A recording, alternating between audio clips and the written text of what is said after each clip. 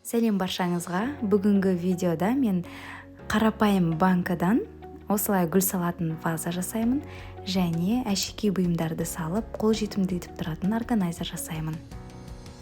Ол үшін ең алдымен бізге банка қажет болады.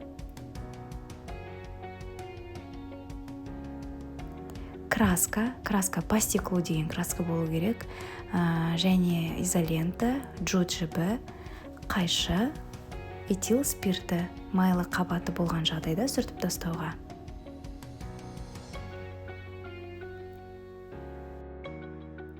Келесі, осылай изолентаны жабыстырып шықтым, немесе малярный скотч деген болады.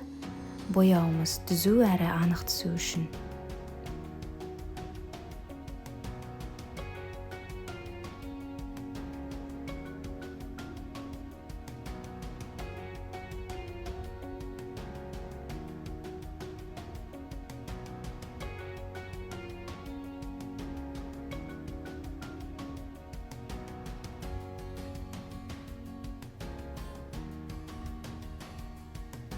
Бояуды бір қайтара бояған жеткіліксіз болды, сондықтан 3 қайтара боядым.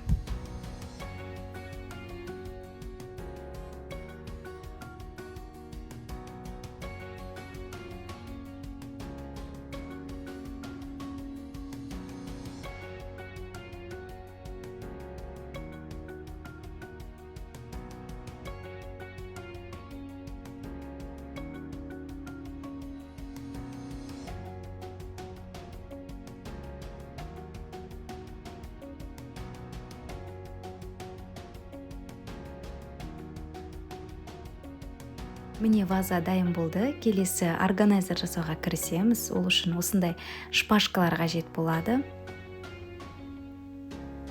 Кесетін құрал, скрепка, ыстық клей және қаламызша краска.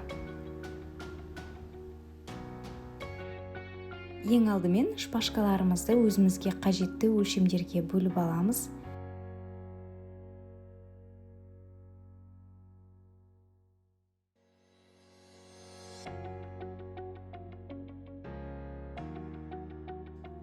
Ең алдымен осылай бұрыштарын қойып дайындап алдым.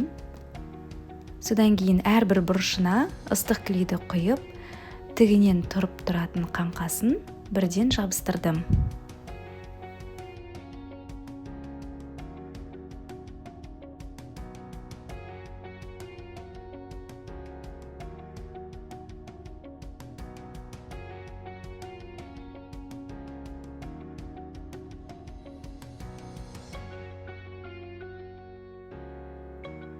Содан кейін пирамиданы айналдыра, осылай әшекей бұйымдарымыз ілініп тұратын қабаттар жасадым. Бұл қабаттардың өлшемін бірден сол жерден өлшеп жабыстырып отырдым. Өйткені пирамиданың өлшемі кішкене 2-3 мм-ге өзгеру мүмкін. Ыстық клейді ең басында жабыстырған кезде ыстық клейдің қатуына байланысты ығысып өзгеру мүмкін.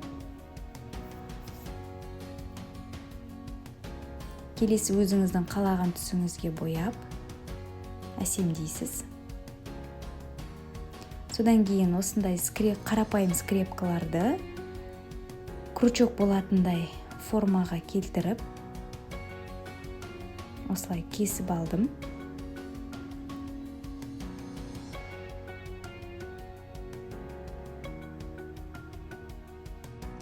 Міне органайзер дайын болды. Өзіңіздің әдемі әшекей бұйымдарыңызды іліп, қол жетімді жерде ұстауға өте ыңғайлы.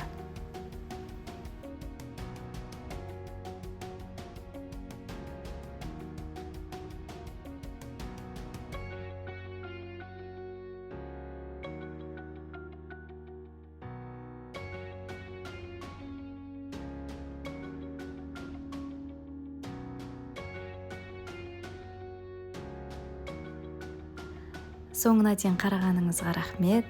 Видео ұнаған болса пікіріңізді қалдырып, каналыма тіркелуді ұмытпаңыз. Алда әлі көптеген қызықты видеоларды күтіңіз.